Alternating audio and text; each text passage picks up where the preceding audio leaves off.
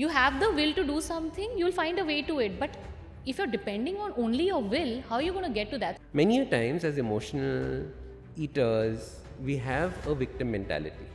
A victim mentality means that, "Arey, bad things have happened to us." We don't realize that those things happen to us as it. I also read in one of your books, you've spoken about not breaking your comfort zone, but stretching it. It was very interesting. I want you to throw some light on this. All of us are living the life that somebody else wishes they were living. Everyone, no matter where you are right now, you might be at rock bottom. Somebody else probably wishes they had your life. True. It takes exactly 21 days to form a habit.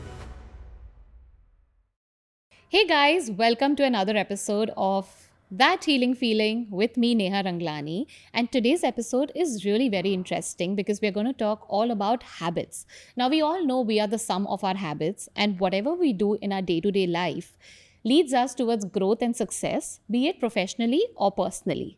And my guest for today is my dear friend Ashton Docter, who is also known as the Habit Coach and is the founder of Awesome 180, a transformative program that focuses on 6 foundational habits: movement, sleep, nutrition, hydration, de-stressing, and breathing. He's also hosted the Habit Coach podcast, which is one of India's top health and wellness podcasts with over 1,500 episodes. The best thing about Ashton is he simplifies habit formation into practical and bite-sized tips. He's also a best-selling author with 4 books and a sought-after speaker. Driven by the mission to help people live more healthier, wealthier, and fulfilling lives, Ashdin empowers people to transform their life one habit at a time. So join me in welcoming my dear friend, Ashton Docter.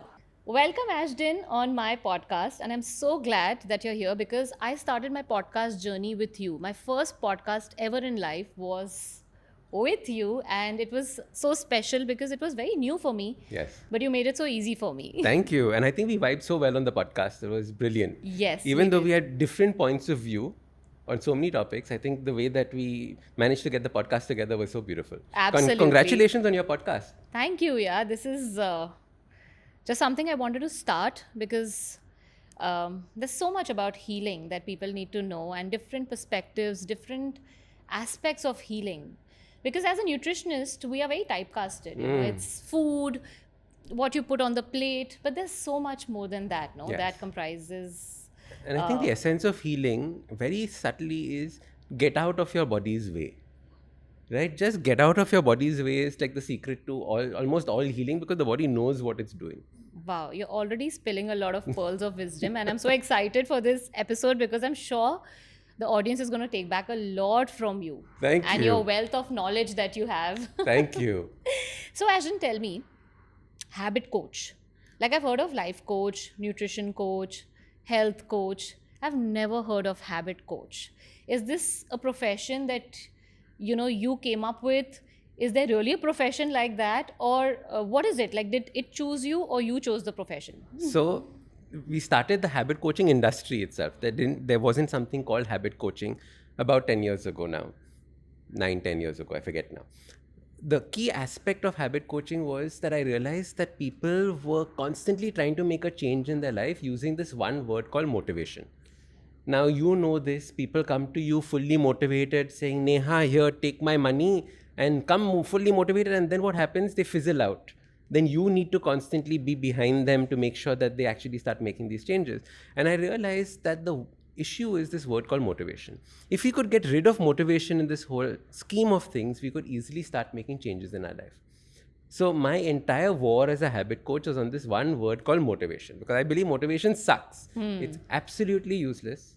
It is like a little spark, but using a spark, you can't cook Maggi noodles, no? Yeah. You need to have a flame that burns brighter. Yeah. So the whole idea is, how do we create flames that burn brighter and more consistently? That is where the idea of habit coaching came from.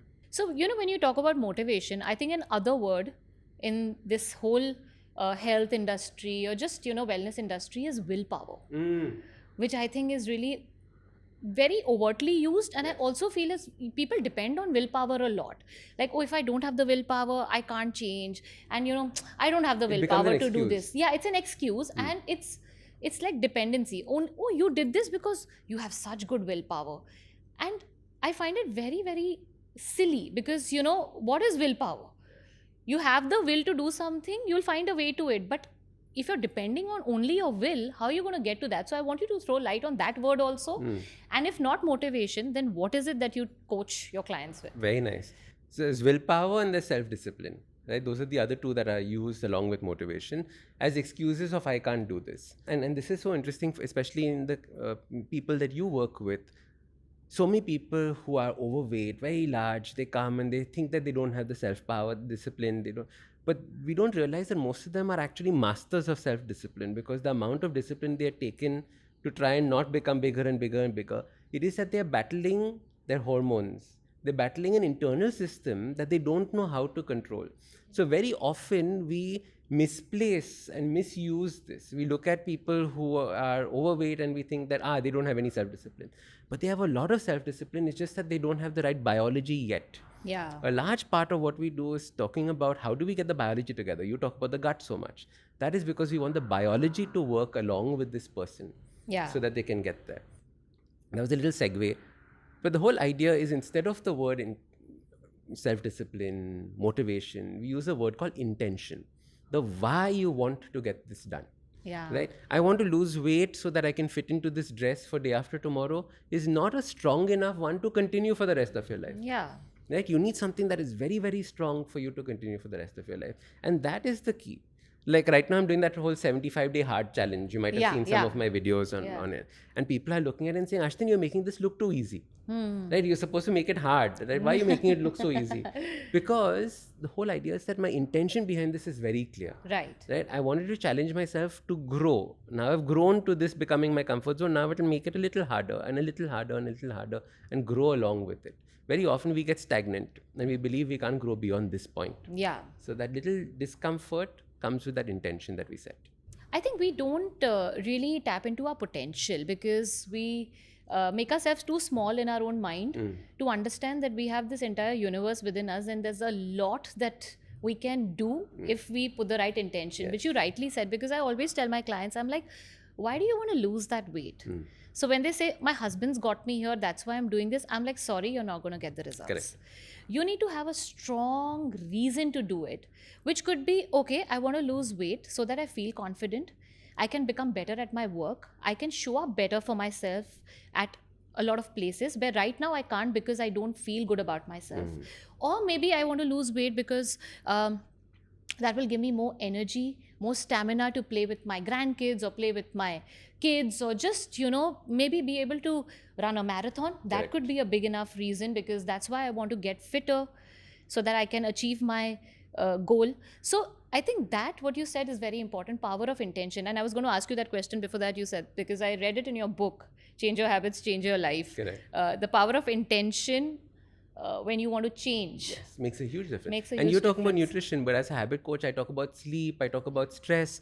And then, we have these high power executives that come and, I will sleep when I'm dead kind of, sleep is a waste of time. Yeah. Till that penny drops and they realize that the sleep is going to make them perform better, that sleep is going to make them less irritable during the day, that sleep is going to actually improve their performance and get more done. That's when the switch takes place and they say, now that I have a clear intention on why I need to be sleeping, let me figure out how I can supercharge my sleep. Yeah, but I think what's stopping a lot of people today from sleeping well is doom scrolling at night. Yes. They're just constantly on their phone, checking reels for like 2 hours. And by the time they've realized, it's already like early morning. It's like sneaks up on you. Yeah, it's 3 or 4 a.m. And then they're like, oh my God, I'm not getting enough sleep. But that's, that's like it's an addiction. Yes. How can people get over that addiction when they know it's wrong? They know that's not something I need to do at night before I'm going to sleep, but I think they just can't get over it. It's just a very autopilot thing for people now. I think the first thing with sleep is to realize that you need to measure it. So either get a device like I'm wearing this ring, or you get these little watches, or get some form of sleep tracker. I've gone through almost every type of sleep tracker because to work with my clients I needed different ones. And what the sleep tracker does is it gives you a ballpark figure on how you slept over the last week, over the last month. So you can actually see your average as it starts moving also over the quality of sleep. And the quality of it, right? So it gives you a score. So that is the quality. Yeah. Doom scrolling, you need to understand that companies are spending billions of dollars trying to get you addicted to it. So they are hacking your biology. We don't have a chance. Hamara poor body, like how can it possibly go up against these billions of dollars? So instead, we have to create rules for ourselves. So in my house, for example, one of the rules is that there are certain areas where the phone is allowed and the certain areas where the phone is not allowed. Wow. So my toilet has a big sign that says no phones beyond this point. Because where does most doom scrolling happen? Most of your morning messages are replied from the pot itself. Correct? True. So one is that. So you get rule no phone in the toilet. The second is no phone in the bedroom. So we know that putting a TV in a bedroom completely destroys intimacy. Yes. Putting a phone in the bedroom is the same as having a TV in the bedroom. So you might not have a TV, but now if you have two phones, intimacy again with your partner is completely gone. Yeah. And then you wonder where your day has gone and why we are not having this relationship that we wanted to have. The other is no phones on the dining table. So this is family time, right? So when you create rules like this and you make sure everybody has bought into that rule, you'll realize that the amount of scrolling and screen time starts reducing. Set a phone place. So have one sofa where the phones are allowed, or in the family room where people can be on their phones together, but at least they're together at that point of time. Yeah. So you have these little rules, makes a big difference.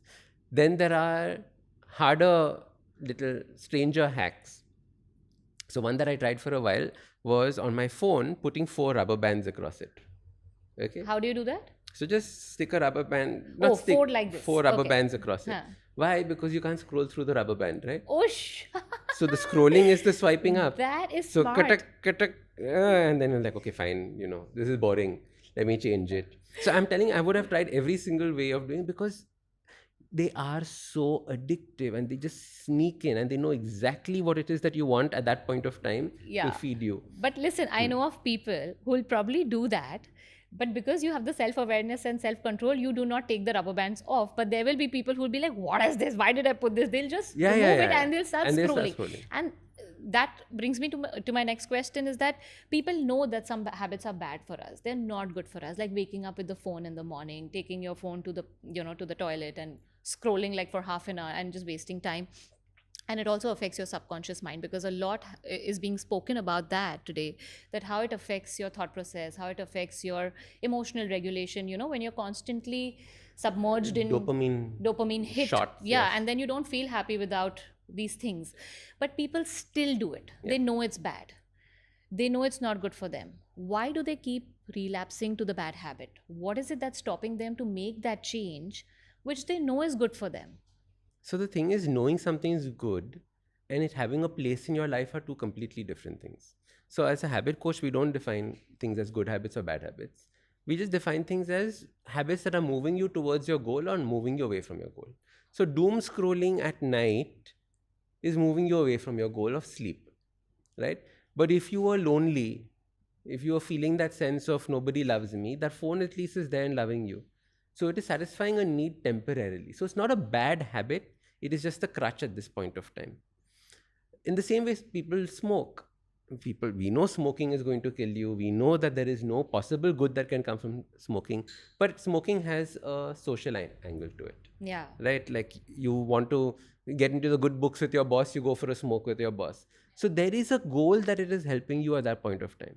Once you don't need to butter up to that boss, you don't need that smoking. You can then start thinking about letting it go. So it's not a good habit or a bad habit. It is what is a habit that is needed for that goal that you're currently working through. So let me give you an answer to the doom scrolling. Yeah. So the rubber bands, you might take it off when you're feeling lonely and you want to scroll. Fair. But it will at least prevent you from when you just sit on the pot and you had 5 seconds, you took out your phone and realized, these bands are there, let me put my phone back. Yeah, somewhere it will give you that nudge. To put it down. Yeah. So from 100% it might count to 50% of scrolling. That's the reason. So you start making these small changes as these little pushes, as you said, nudges in that direction. So basically, slowly and steadily, then you will not be tempted to get the rubber band off and you'll be tempted to keep the phone back if you do it repeatedly. Because that will keep reminding you that it's not good for you. Correct. Awesome. Other phones have this thing called focus mode. So Android has this thing called focus mode. You put in focus mode, all these apps are by default blocked. Yeah. So you can do that as well. That makes a difference. Amazing. And what about procrastination? A lot of people, procrastinate. I have clients. They know they have to do a certain thing. but they're just procrastinating. And I think no names taken, but we both have one client in common who really procrastinates. And, then they ghost you, they don't show up for weeks and weeks, and then they suddenly turn up and say, okay, I need help. But what is this procrastination? Is procrastination also a habit, or is it something that we've just got addicted to? So procrastination happens because of three reasons. The first reason is the task that you have to do is too large. Procrastination is one of the questions I get asked every time. No matter where I'm giving a talk, procrastination is the number one thing people ask. So the first thing is when something is too large for you. So maybe they are completely uncomfortable with either the exercise program or the nutrition plan or whatever it is you've created because they feel it's too difficult. Yeah. So we have to then take a step back and break it up into something even smaller till it becomes a no-brainer for them. All right, now it's a no-brainer. They will start growing with that and make it stronger and stronger and stronger.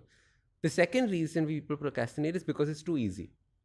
When it becomes too easy, people again procrastinate. Baad mein kar lenge. It's like paying our bills, right? Credit card bill, I can pay anytime and suddenly you're hit with a fine for late payment fees. Yeah. Right? You just completely forget about it because it was so easy to do. Electricity bill. So as a result, you realize that you need to find a Goldilocks spot for whatever task you take on. Just hard enough, just easy enough to get it done. So that is what many people miss. Because, like for example, I've written 4 books now in the last 2 years. How do people write books? Most people say, Ashton, I've not written one book. And I tell them that's because you wanted to write all 500 pages. I just wanted to write 700 words. It's a very different way of thinking about it. I don't write 500 pages of a book. I write 700 words every day. That 700 words slowly becomes the book. In the same way, you look at what is just that sweet spot for you. If I said 100 words, too easy. I'll write it at night. Not going to happen. 700 words is just that Goldilocks spot. Right. The third reason people procrastinate is because there is fear in the body and the body is trying to tell you something. Fear of? So, for example, why do we procrastinate about going on stage and giving a talk? Because we are scared of public speaking. Fear of judgment. Public speaking is the number one fear in the world beyond death. Really? Oh, you didn't know this. So fear of public speaking is the people are more scared of that than death. So as a result, many people try to do everything to get out of public speaking. What will we do?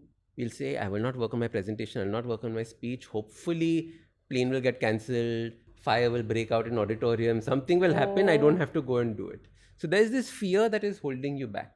So whenever there's a fear holding you back, you ask yourself a question saying, is there any truth to this fear? What is the fear? People will judge me. People will say, kya bakwas bol raha hai? Or I may forget. I may forget. You know, I remember in school I'd gone blank. Yeah. All of these kind of things. Is there any truth to this? You have to ask yourself that question. Most of the time, there's no truth to it because what is fear? Fear is nothing but your brain keeping your brain on creative overdrive. Because half the things that you're fearful about never truly happen. So it's your brain being creative, coming up with, oh my God, problems in life. So what we need to do is realize that there is no truth to these fears and we can actually overcome them. And how do you overcome procrastination? Like, what are the 3 tips you would give somebody who's like a pro procrastinator to overcome procrastination? Like, if they have to start today. Say, Step 1 is get your intention. Okay. If you don't have an intention, that's the starting point. Right? Okay. Ask yourself why 3 times to find out what your core intention is. The second part is Goldilocks zone, which is what we're talking about. If it's too big to do, break it up into smaller chunks so that you can complete it and do it now. Yeah. If it is too easy to do, just do it now. Anything under 20 seconds gets done immediately. 20 seconds means, you know, that one SMS that you wanted to send out to, you don't SMS anymore, but one WhatsApp that you wanted to send out to somebody that you've been procrastinating for so long, just do it right now.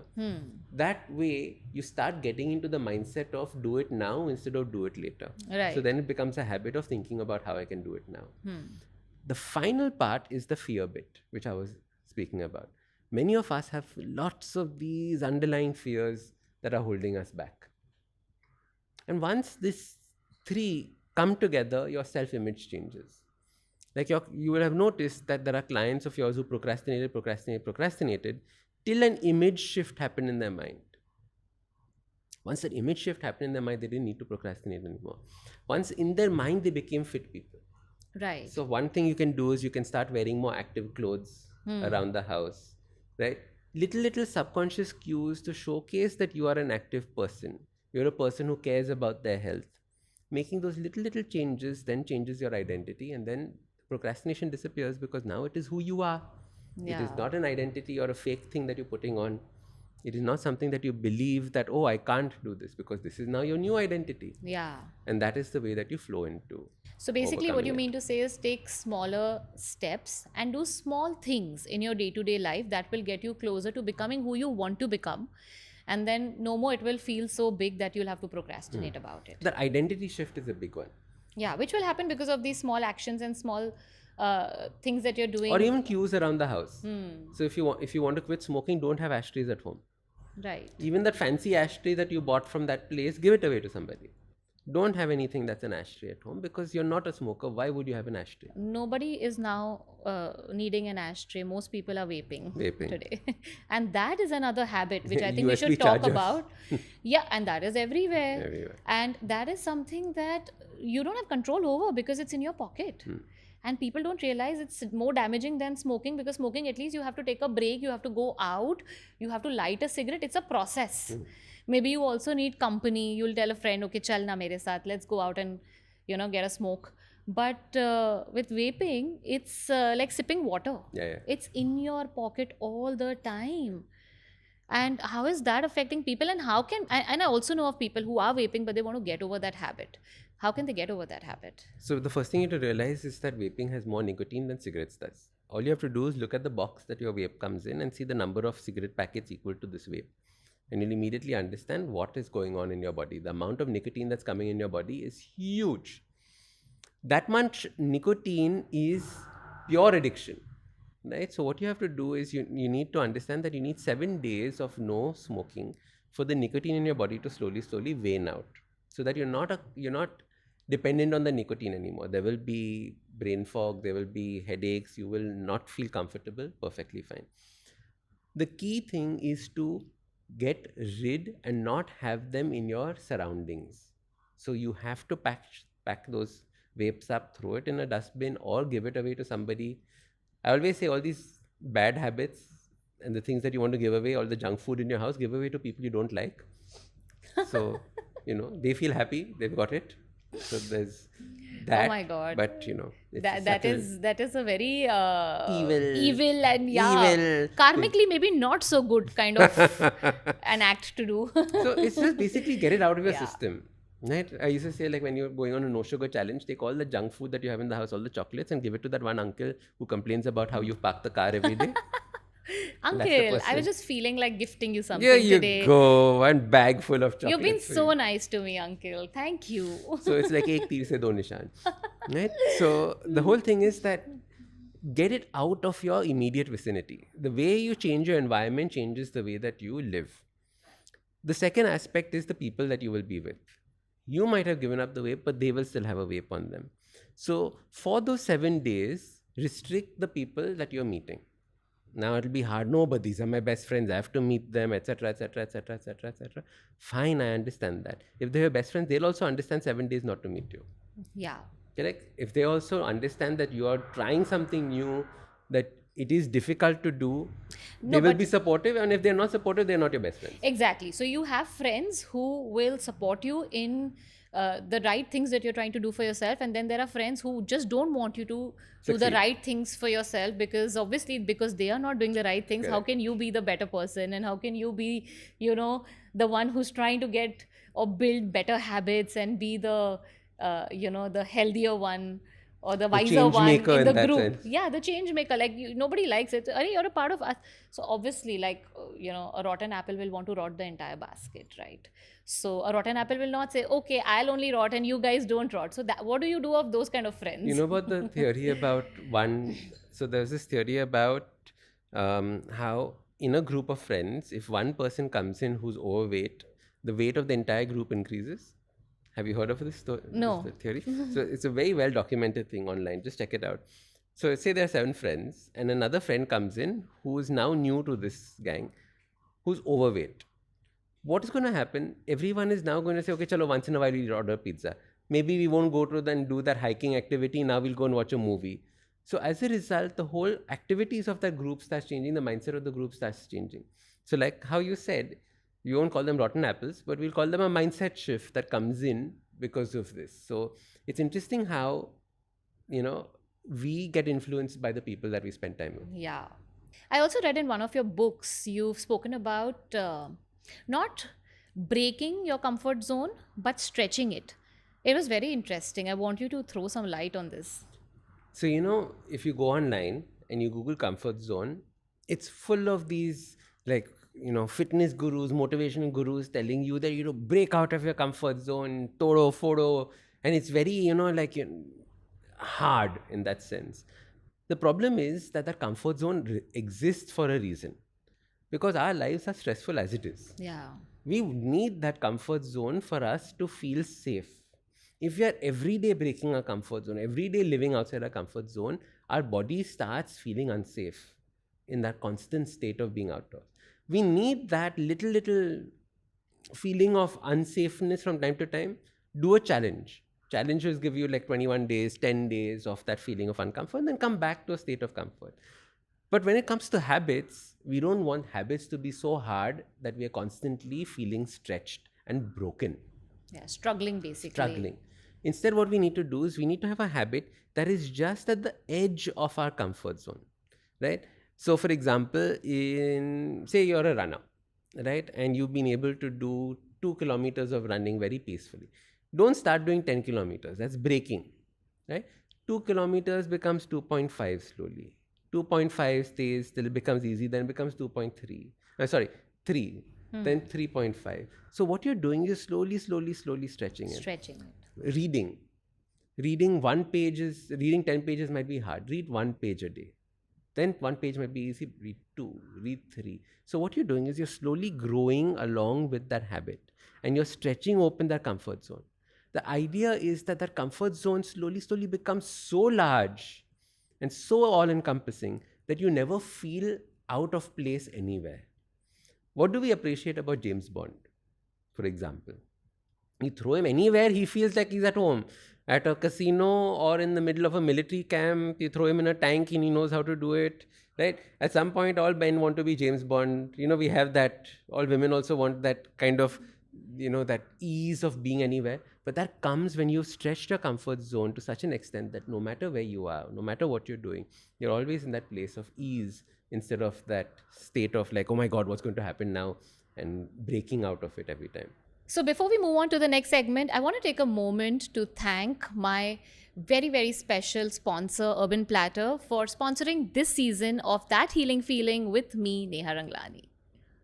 I've just realized if I break it down to the smallest thing that I can do, and then eventually add more every day, it makes it easier for me in my head. Correct. Like I'm not thinking of that thing as a very big task then.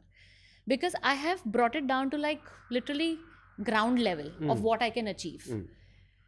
And then when I know, okay, I've achieved this, maybe I have little more time, I can go little more.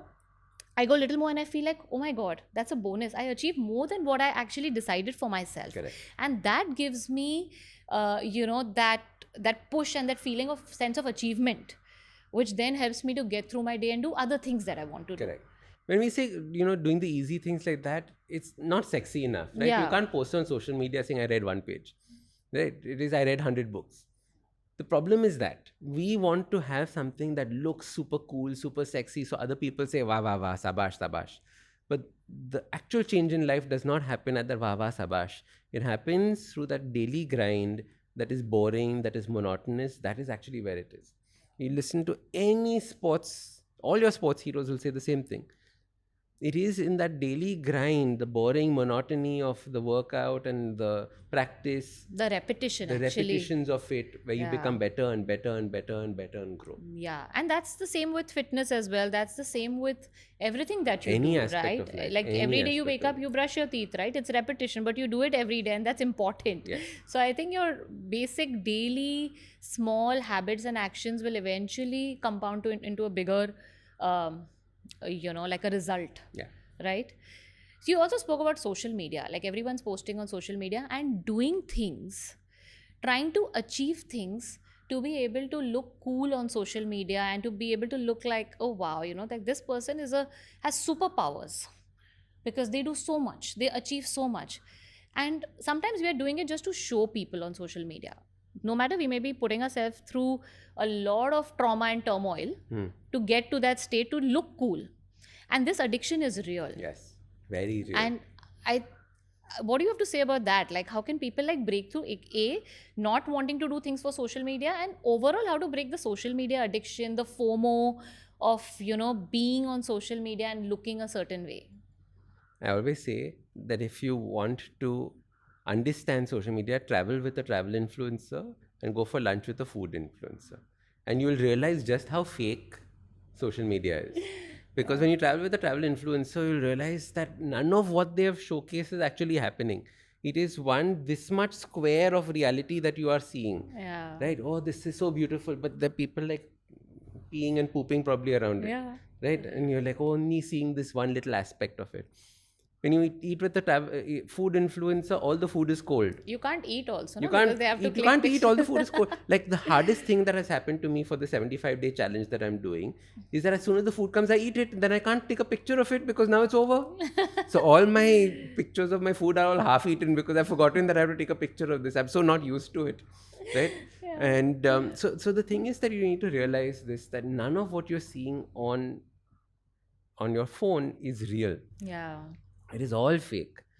And like, for example, even in my life, so earlier on, I used to post a lot about my life. I'm talking about 5 years ago, 7 years ago. Till my friends started saying that, why are you posting all about your life? You're making us feel bad about us. And then I said that that was not the point of me putting anything up. So now I don't post anything about my life because like, why should I make somebody feel bad? So I called it a zero FOMO zone. So none of this is going to make you feel any FOMO from what you do. But I don't believe in this, because today, if you're putting out something, if the intention is just to share something interesting and something unique with people, or maybe your daily life, your daily struggles, your daily monotony, also if you share on social media, and you're coming from a space of just sharing, not with the intention of, oh, I'm putting it because I want to look a certain way, and then people will have FOMO when they look at me. That is a very subconscious thought somewhere behind our behind our mind. When we are posting something, we may slip into that thought that, oh, ye dalungi na, so people will be like, enjoy. wow, this is so interesting, and they'll get FOMO. If you're not coming from that space, but somebody else is feeling FOMO, in my opinion, I think it's something that they need to work on, because if they are feeling FOMO and they are feeling triggered by your content, then probably they need to work on their life. 100%. The whole idea of Habit Coach was to showcase how you can make things easy for yourself. Yeah. If I'm showcasing myself doing like a front lever, which is a very hard move in calisthenics, and people say, I can't do this, I'm not going to start, I have removed the ease of it. So that's what I meant. Yeah. I made it so that people felt that if I can't do what Ashton's doing, there's no point me doing it. Yeah. I wanted to break that out. Yeah. And I wanted to showcase that this is the easy steps for being able to do it. Yeah. But sometimes I think it may work the other way around also. When somebody sees you doing a harder thing, they may want to try it. Of course, there are those kind of people also who get absolutely charged up by looking at you doing something and like, I want to try this. Inspired and motivated, no? Yeah. That's what we said right in the beginning. Yeah. You look at something on social media and you get inspired or motivated by it, which is why you then try making a change. Yeah. But the problem is that motivation and inspiration doesn't stay. It doesn't stay. So you need to have that clear intention of why you're doing it. Yeah. Talking about motivation. One of my favorite quotes is that you've arrived when you travel like by a private jet and don't take a single picture. Yeah. So True. you're so not doing this for comfortable with anybody. You're not doing this for anything. You're doing this only because of whatever that convenience was there for that. True. Yeah. I think we all need to get to that stage, and we all will eventually, because I think beyond a point, social media will become very, very boring and, like done with kind of a scene. So you will not want to post anything beyond a point, because I think we need to realize one hai. very, very important thing, that all of us are living the life that somebody else wishes they were living. Everyone, no matter where you are right now, you might be at rock bottom. Somebody else probably wishes they had your life. True. And we all are at that level. So it is something that we need to realizing that no matter what we have, we need to observe the little things that we are still grateful for, that we are enjoying in That's it. so true. Yeah, because in this whole this social media fiasco, we may get lost in the beauty of our own life. We may lose that essence of the beauty of our own life, and that I think is a bigger loss than anything else, because we all have something to be grateful for Always. every day. Yes. We all have something to be happy about, to look forward to. Only if we don't see the glamour on social media and all the fake things that we are being shown, suddenly our life will start looking more colorful. And I think as soon as you start helping people, as soon as you start saying that, okay, I have this, wow, fantastic, let me help you achieve it. Let Yeah. me ask you to do this. Which is why you feel your job is so rewarding, which is Yeah. why my job is so rewarding, because I don't feel I'm working at Same. all, ever. I've seen you work so hard, but I know that you never feel like you're working. You know that you have to be in office at this time to this time for your clients, etc. But you never feel you're working because it is such a rewarding, such a thing. And that is that moment where the FOMO disappears, the need for anything disappears, because you know what you're giving is so valuable. Yeah, that's true. Also, talking about motivation, because you just spoke about motivation, I think one area where people depend a lot on motivation is fitness. Like अरे आज मैं workout पे नहीं जाऊंगा, बिल्कुल motivation नहीं था आज मुझे जाने का, and I seen that with my clients also. Like okay, why didn't you, I start with little things like you rightly said, for some people who have not worked out ever, I'll say, okay, can we just do 20 minutes of walk in the morning? Can we just get that done? I'm not asking you to get a gym membership. I'm not asking you to do something intense. Just get up and go for a 20-minute walk. Can we do that much? For that also, people come back sometimes saying, I was just not motivated. The goal was too hard. No, maybe it was not so. The for habit them was too hard. I don't know. I'll tell but you why. Motivation. No, I'll tell you why. You have to break it down even one step further. You have to say every morning, put on your walking shoes. Okay. Now they'll feel like an idiot putting on their walking shoes and walking around the house. Yeah. Now they put on their walking shoes, maybe they'll at least do a little jumping in place. Yeah. Put on their walking shoes, maybe they'll go for that walk. But when they have to go for a walk, oh, I really have to change my clothes, I have to put on my shoes, then maybe I feel like, maybe I won't. What if that other bhabhi ji is outside and then they look at me walking and say, acha, pai fitness ban gayi. So, like they have all these different things in their mind. If you just tell them put on your shoes as your goal, you have to put on your shoes at 7 o'clock in the morning after your chai. Fantastic. Wait, have chai and go. Yeah. So, that's the way in order to break it down into something that's very, very doable. Now, for somebody who is an athan gym bro, who does not need any of this, and you tell them to put on your shoes, they laugh at you. Obviously. Their stupidly small habit is to reach the gym. Yeah. Right? So it depends on where you are in this whole scheme of things. So basically, again, motivation doesn't work. You need to start like absolutely small and tiny steps.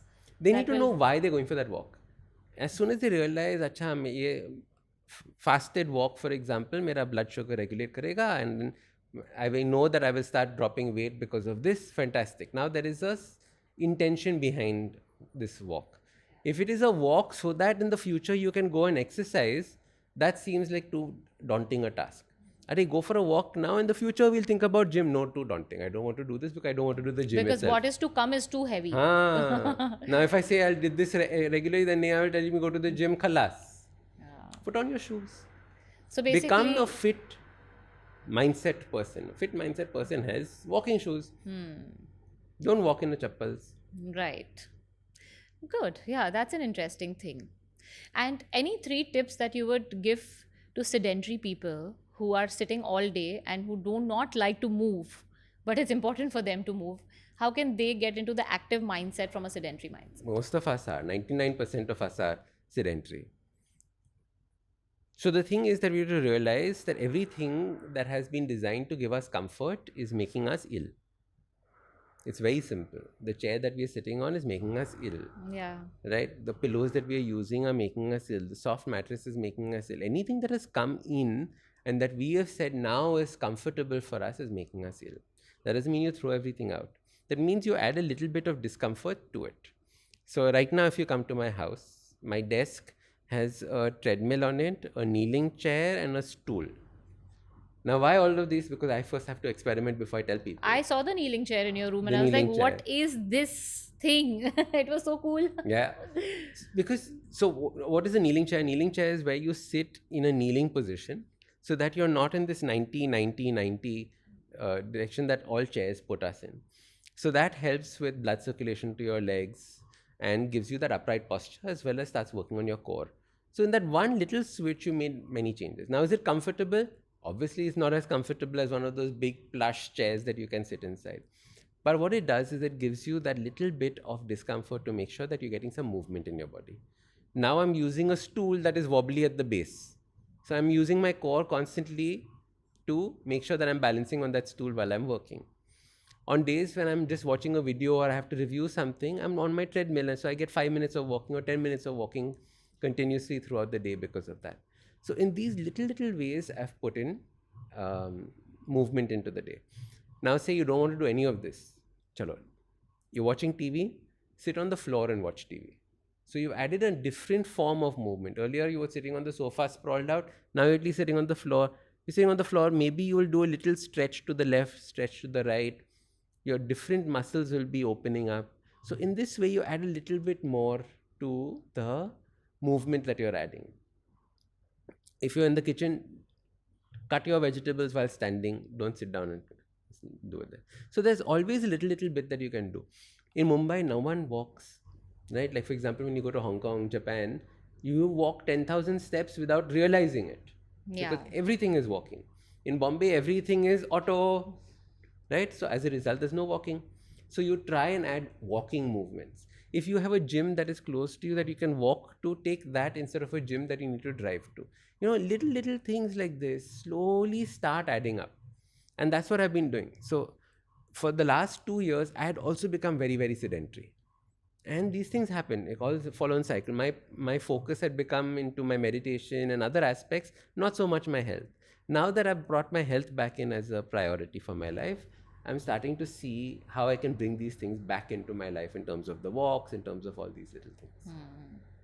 So great. So to have an active mindset, you basically need to start small and try to fit in movement wherever you can in your day. Great. Right. Let's talk about addictions. We spoke about smoking and alcohol, but I also want to talk about simpler things which people don't see as addictions. And they see it as normal, but it's actually affecting their health and damaging their gut and so many things, like obviously tea, coffee is one thing which people don't see it as a problem. And when I actually get tea and coffee out of my clients' diets, they realize, oh my God, that was damaging my gut. And I realize when I have it now, it doesn't suit me. Right? So what are the small steps that people can take to overcome their tea and coffee habit if they have gut issues, which, you know, that's the first step. You can't put in things which are damaging your gut. You can't put more fuel to the fire. Correct. So you have to get it out. But then what steps can people take? I'll tell you a funny story about this coffee thing. I was abroad doing coachings for different clients, etc.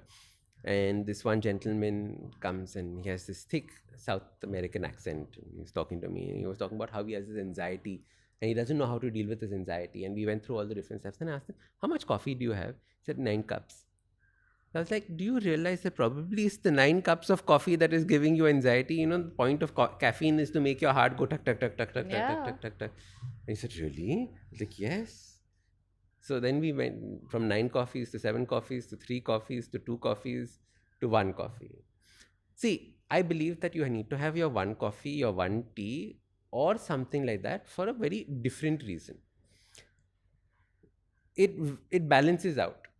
So as habits, we look at things differently. We say that there are habits, which are the small individual actions or thoughts that take place throughout the day.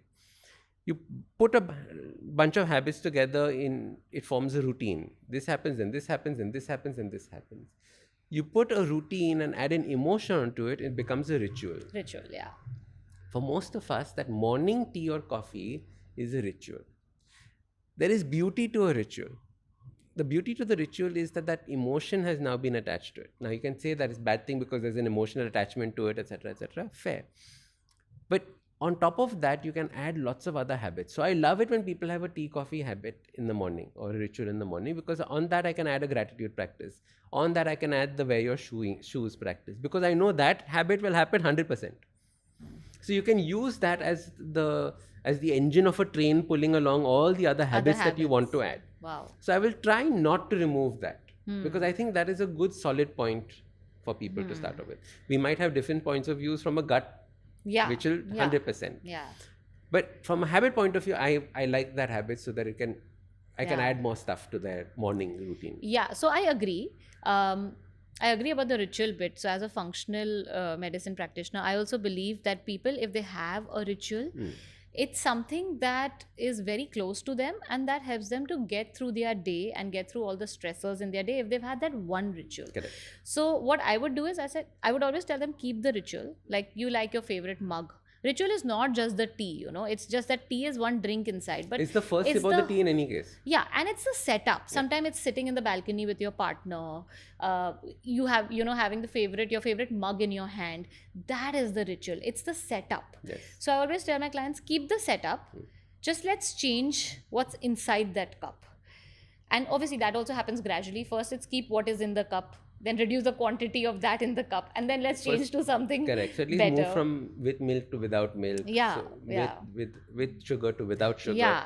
So you start making those better. Yeah, like if they're having coffee, or then probably just add like a teaspoon of coconut oil to it just to reduce the impact or Impact the on harshness of the coffee on Correct. your gut. Yeah. So those kind of things. So I completely believe in the ritual bit. Yeah, but there are times I have to ask clients to give up tea, coffee, cold turkey because of course. H. pylori and Yes, because yes, of yes, yes. ulcers in the stomach. Can't even do the ritual. I'm like, you do the ritual but with something else because So hot cannot. water, even at that point of Yeah. time, makes a big difference. So actually it depends on where the person is at again, Hot water has a very interesting taste to it. I've always Yeah. enjoyed the taste of hot water. Yeah. People say, but no, water doesn't have taste. No, I think like hot water has a taste to it. Yeah, I think it becomes more blander for some reason. I've also realized that when you heat water, it becomes bland to your palate. Mm. I like adding lemon to my water. Add so, lemon, froth it up a little. Yeah. So there are little things that you can play around with water with. Yeah. You can talk to your water. I always believe in that. I've made a lot of videos also on that. Charge your water with your intention and I used to do this with my friends. bless your water. Kind I think of this is a thing. great like an experiment for everyone to do at home. Take 3 glasses of water from the same bottle, put it out in front of you. One leave without touching it. The other one hold to your heart and give lots of gratitude and wow, love you and all of this to it and keep it down. And the other one pick up and either if you want say harsh things to it or just ignore it. Notice the texture change between the water. It's not a flavor change, not that one tastes of pineapple and one tastes of strawberry, but one will taste smoother, one will taste thicker, so there's a texture change to it. I don't know how it works. It works. Yeah. And I've always liked doing it. It makes a big difference. Yeah, Some it people say, does. Ashton, your coffee tastes different. It's because there's gratitude in the coffee. Exactly. Blessing your water is always a thing. I always tell my clients to do it because It's a healing feeling. it's a healing feeling and you're actually putting in healing energy, the God energy within you. And I think that's so important because subtly it changes you at so many levels that you don't even realize. These small things eventually will just make you a different person. When you turn back and look at yourself, you'll be like, oh my God, who's this? I wasn't this person. But it's those tiny things. It's not just sitting in meditation for 1 hour. I believe in that. It's not just that. It's those small things where you can make a difference. It's like Also you blessing said- your food. I believe in that also. I spoke about this in another podcast also where I heard Shri Ravi Shankar say talk about this thing where he said just before you eat your food, say Annadata Sukhi Bhava. Which means you're blessing everyone from the farmer to the distributor to the person who's cooked your food to the vendor to everyone who's got that food to your table. Correct. So basically you're blessing all the people in the process, and I think that becomes a very beautiful thing to do because you just feel so humbled and so like grounded when you do that it's not you're just eating that food, but basically so many people were involved in that process to get it to you. And I think these are great traditions to start off with children especially. So for example, in Japan, all children are taught to say itadakimasu before eating. Itadakimasu means I humbly receive. So I humbly receive, and in that humbly receive, I know that person who plucked the rice, who cleaned it, who washed it, etc., right from the cook, all of them have done this so that I can be eating right now. It's a very simple one-line phrase, itadakimasu, that we learn and we read. I'm saying like this Japanese culture has fantastic little aspects for eating. So harahachi-bu is another one. You're familiar with harahachi-bu? No. Harahachi-bu is something that when you're eating with a family, they will tell each other. Hara is stomach, Hachi is 80, and Bu is 80% basically. Which means that are you 80% full? If you're So 80% full, stop eating. it's a reminder, So basically. you remind each other 80% full. Yeah. No, I love the Japanese culture. When I went to Japan 2 years back, I went for this ceremonial tea Mm. making class and the matcha tea thing. And I was observing the lady doing that entire process, conducting the class, and how beautifully they pay respect to everything from the karchi to the pot to the glass to the cup. Everything was done with so much respect and so much reverence. And I was amazed. I'm like, wow, this is why they're so ahead of us, and blessed in so many ways also, because the attitude is always of gratitude and of respect to even non-living things, like to this cup also. If I pick it up, I'll have a sense of respect and gratitude towards this because it's filling my water and helping me drink water. That was the attitude, and I'm like, wow, so much to take back from this. Yes. There's little subtle things throughout. I agree with you. Beautiful. What about emotional eating? People stuff themselves because of their emotions and don't realize it till they are full till here, and they know that's not a good habit. But when they are in that emotional downward spiral, when they're feeling that heavy emotion that they can't process, they just reach out for that food. Any tips that you could give people to not sort of get stuck with the emotional eating patterns? So I'm an emotional eater. Really? So, yeah, huge. So when I was that big, it was only because of emotional eating, very, very stressed off in life and all of those kinds of things. So How many emotional years back eating, was that? 2013, 14. So Because now though you don't look like No, one no, of no, no. those. now because so that's the point I was coming to. It's when your emotions are regulated, when you don't need that. There will be times when I'm stressed or I'm bored or I'm something like that, and it'll sneak in. But 98% of the time it's not there. That point of time, 98% of the time I was stressed. So the key to emotional eating is that when you're in the throes of it, you can't stop. So don't let it be. But when you're not, work on your emotions, go back down, go deep, understand where it's coming from. Many a times, as emotional eaters, we have a victim mentality. A victim mentality means that, "Arey, bad things have happened to us." We don't realize that those things happen to us as a teacher. We don't realize that those things happen to us for a reason. And as soon as we move from a victim mentality to a person who takes ownership about what is taking place in life, automatically that victim mentality goes away. It's not that things are happening to us, it is things are happening for us. We have to make that change in our mind. Everything is happening for us. Somebody stole your wallet, it is happening for you. You maybe needed to, at that point of time, change your PIN codes for your credit cards, or you needed a new wallet, was fatawa. It was happening for you, but you have to have the bandwidth and the clarity to see it that way. Yeah. Many of us, we don't have the clarity because we take that victim mentality saying, "Look, what a horrible person, he came and stole my thing." And you cannot have that clarity in that moment. It has to happen when you are in a peaceful state. Right. So you need to do this when you're peaceful state, calm state, and when it comes to it. Yeah. But when you know Life the is emotion full of emotional yeah. eaters. When they are bored, they eat. You don't know what to do, they eat. There's an emptiness in them that they're trying to fill. So you need to find things to fill that emptiness. Food is not what is it that fills that emptiness. Right? You need to understand what these emotions. The best way of understanding emotions is to get one of these emotion charts. So there's a Plutchik's chart. So get that emotion chart, stick it in your office, stick it on your fridge. Fridge is a great one because every time you go to you first see what am I feeling? Am I feeling anger? Achha, ye emotion tha. Am I feeling betrayal? Achha, ye emotion tha. I'm feeling jealousy. Achha, ye emotion tha. Right? Is jealousy going to be solved by having chocolate? Maybe not. Is anger going to be solved by having a pizza? Maybe not. Yeah, And you're then just you soothing realize, yourself, basically. So then you can start making those changes. So that awareness of that emotion that you're feeling is step one. Only then can you make that change. Right. So recently you launched your book Small Actions, Big Results, and I was going through the index, and the second chapter is on be like water. What does that mean? That was so interesting. So be like water became a big phrase because of Bruce Lee. When Bruce Lee said, "Be like water, my friend." Put water in a cup, it becomes like the shape of the cup. You put it in a vase, it becomes the shape of the vase. My version of be like water was slightly different. What I admire in water is its persistence. right? We talk about in that chapter how the Grand Canyon was made by the river over years cutting into it, right? So water does not see an obstacle, it only seeks a way around that obstacle. So if we have that mindset of water, we understand and we get the mindset of persistence and how to overcome obstacles. You ask any farmer, you ask any person, architect, they'll tell you the worst thing is water. How much ever you try to block it, it'll find a way to go past you. Yeah, It is true. one single mission to go from somewhere high to somewhere low. Bus. It is not any other mission, just singularly focused. You put one big dam in front of it, it'll try and figure a way around that dam. Even if it has to go up and turn into rain and come down the other side. Wow. But it is always in that mindset. So we need to have that mindset of persistence and be as persistent as water.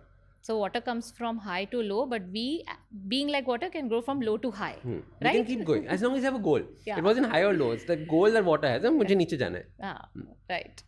And you've also spoken about importance of masti. मुझे बहुत मज़ा आया वो बस पढ़ के ही बहुत मज़ा आया. So what is importance of masti in habit formation and maybe habit change? I think we all take ourselves too seriously, right? Take what you do seriously, take yourself less seriously. That is the key to a happy life. 1 second. Take what you do seriously, obviously, your work, your goals, your desires, and whatever you want to fulfill, take them seriously. Yes. But take yourself lightly. Take yourself lightly. Nice. You look at any of the spiritual leaders who are enlightened, you can understand from their laugh itself. They have taken everything as a joke. The meditation they take seriously. The spiritual practice they take seriously. But everything else in life is a joke. In the same way, approach things with that sense of masti. The interesting thing about masti is that it does not have an English translation. Playfulness does not really get it. Mischievousness doesn't really get it. But it's a mix between the playful, mischievous, childlike fun that you have. Yeah. That is what masti is. And that is what we all need to incorporate in our life. Right now we get offended. Right now we get upset. We take things too seriously. Instead, if we take things with masti, half your stress goes away. Yeah. Because you laugh at everything. Yeah. Basically, just don't take everything too seriously, because at the end of the day, this is impermanent and we are all going to one day go. If you took this podcast so seriously, it has to be the best, has to be the best, has to be, you would not have started it. Yeah, true. Which is why half the people don't start their books or their podcasts or any projects, because they take that too seriously. And Like they take themselves too seriously. perfectionism. Everything has to be like proper. But if you're having fun with it, Yeah. then you'll grow. I did the podcast for what, 7-8 years? I had to have masti with the podcast. It would get so boring. Yeah. Otherwise, 1500 episodes. How would you do 1,500 that? episodes, yeah. That's insane. Commendable. Thank you. Absolutely. Masti. Guys, we need to do masti. We need to take ourselves lightly and have fun aspects in our life and enjoy what we are doing. Right? If you don't enjoy it, no point doing it. If you're very serious, then Do it out There's of no fun in love. it. Do it out of fun. But don't do it because it's a duty that you have to. yeah. Also, a lot of people, Ashton, cannot meditate because they can't close their eyes. And then there are some people who want to meditate, but they say, I don't have the time for it. How do we solve this? Lovely. So the first thing is that there was a beautiful quote that said, if you don't have half an hour to meditate, you need to meditate for 1 hour. Yeah. Right? So that was one cute one. But I understand for many people, it's a reality saying that, no, but I don't have 1 hour to meditate. The truth is, nobody's asking you to meditate for 1 hour because you won't be able to in the beginning. 5 minutes is all you'll be able to do. Right? The second is, most of us have forgotten or have been mistaught what meditation is. So for many people, it is that sit and think and no thoughts, no thoughts, no thoughts, no thoughts, no thoughts. Meditation is not no thoughts.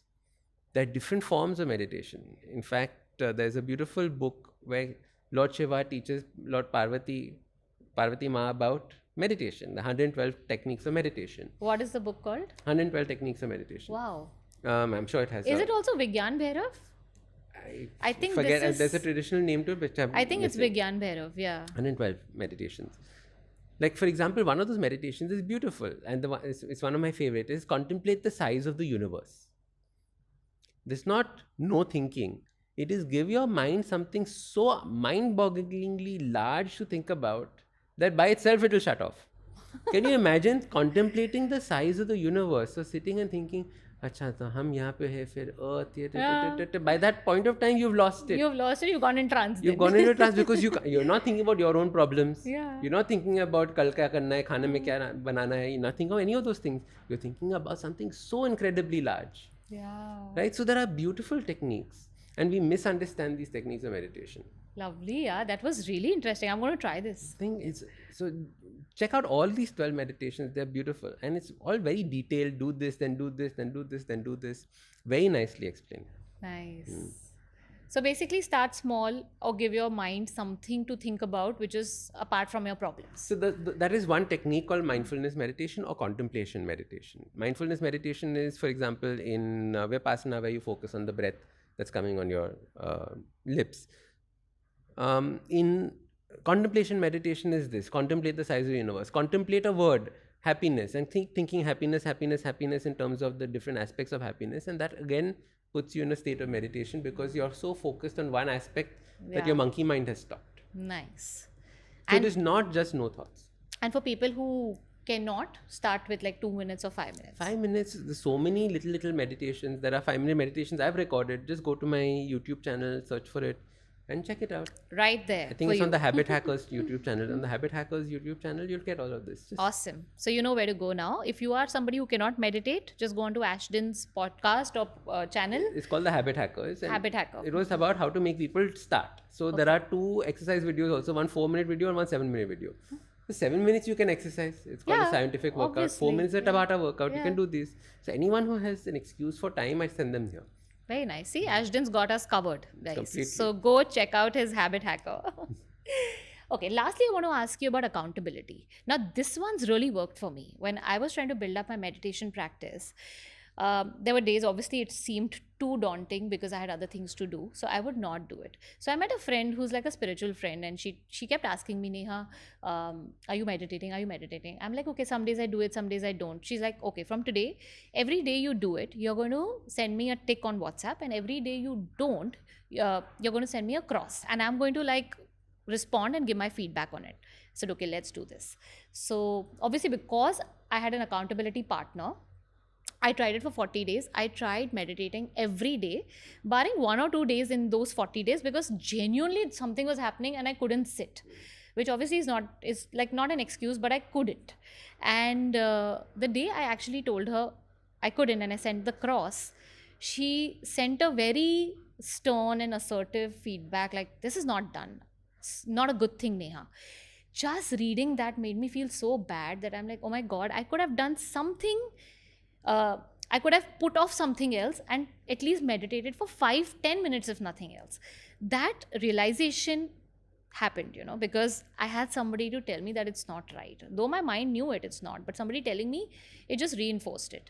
So it's really worked for me. But in your experience and, in your so many years of working with people, what have you seen about accountability? How has it changed people, or any success stories that you have? Lovely. So in fact, in my first book, I written an entire chapter on accountability partners and how accountability partners can be people you know and people you don't know. So for example, posting on Instagram is using your Instagram followers as an accountability partner for yourself. So the 75-day challenge is an accountability partner. Instagram is accountability partner. However, I realized that the word accountability, by its very definition, has a negative aspect to it. Who do we hold accountable? We hold like Enron accountable for environment change. We hold people accountable for defaulting. It is a very negative word by itself. I'm holding you accountable for something. So I don't want to be held accountable for something that I'm doing that's good for me. Instead, now we use a word called commitment champion. Oh, okay. You want to make a commitment to yourself. Commitment is what? A commitment is a sign of love. Accountability is not a sign of love. Oh, that's interesting. Commitment is when you're committed to somebody, you love somebody. Yeah. That is why you're committed to them. It's not because you're forced, right? So think about it this way, that you're making a commitment, a promise to yourself because you love yourself. The person is helping you keep that promise. They are your champion for that promise. So commitment champions. The commitment champion. They're not Lovely. accountability partners. Wow. Accountability partners are harsh. Yeah. Like you experienced. Yeah. A commitment champion is encouraging. They're two different ways. Wow. Because you call that person accountability, they held you accountable. But if there was a commitment champion, they would have encouraged you in a different manner. Maybe nudged me, or maybe just, like They're like, babe, I understood. You Motivated me. still have 20 minutes. Why don't you do 5 minutes of meditation before 12 o'clock? wow. It would have been a different conversation. Approach altogether. Yeah, Because oh of my this. God, this is so interesting. I've never thought of it this way. So always start looking at life and seeing what is the little bit higher vibration level of something that you can achieve. Commitment champion versus an accountability partner. Great. And have those instead. So anyone in your family or your friend circle. Or online. Or online. Or online. So random person can be. Like you're doing the 75 hard challenge. So it's a commitment that you've done for yourself. Yes. And then you're holding your social media accountable in a way, as in you just They using message social me saying media. what happened yesterday. Yeah. So you're using your social media as commitment champion for you. Correct. Wow. Very nice. Very interesting. So that's the way to start thinking about these things. Lovely. Okay, so finally, I want to ask some myth and facts about habits and habit formation and all of that. So, quickly, we'll take this. It takes exactly 21 days to form a habit. Ghanta. No, doesn't take Myth. 21 days. Complete myth. Okay. It doesn't take 21 days. You're forming a habit for the rest of your life. So don't count how many days it takes to happen. Okay, so it can take any number of days. Yeah, it should take your entire life. Okay.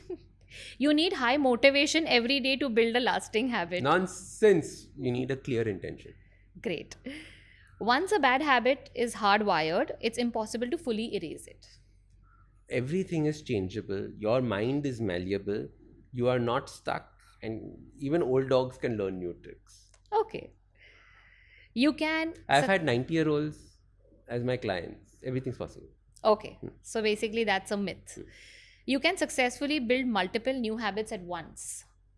Myth You or can fact? only you can only do 3 at a time. Okay. 3 is what I found as a sweet spot. Okay. All successful people wake up at 5 a.m. and follow a strict morning routine.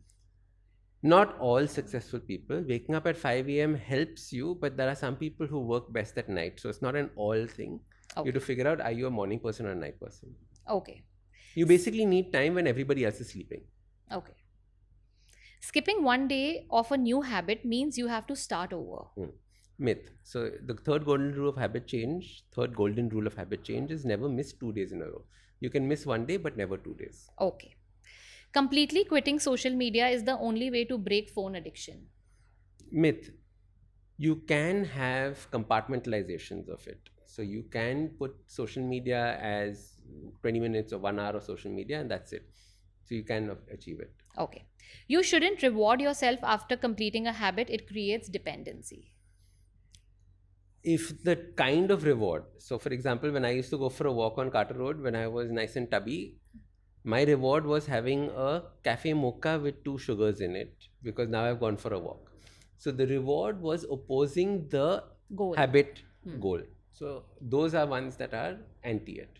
Okay, but otherwise you can reward yourself. You can reward yourself. Like I was thinking that once I finish the 75-day hard challenge, I'll buy this one expensive gym equipment that I wanted for my house.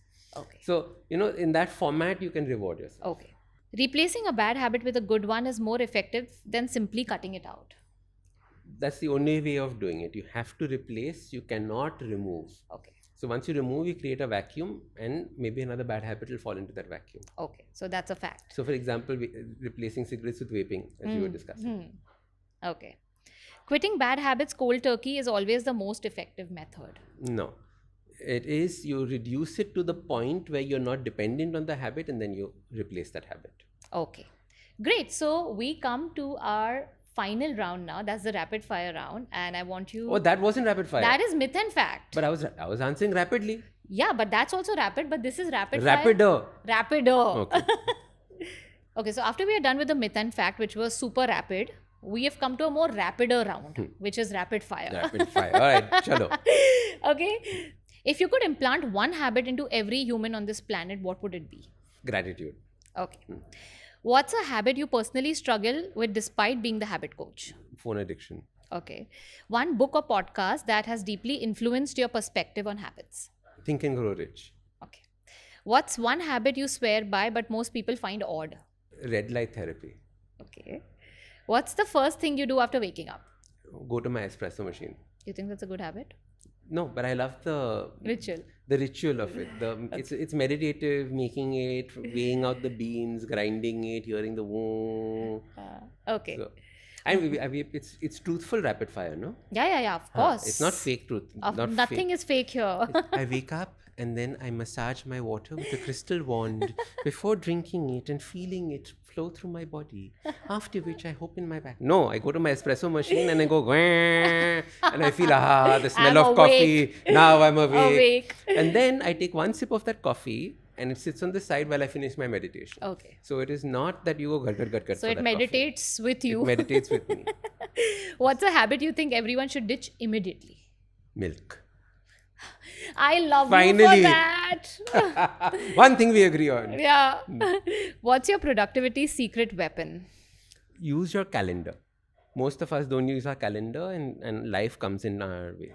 If you had a superpower, what would it be?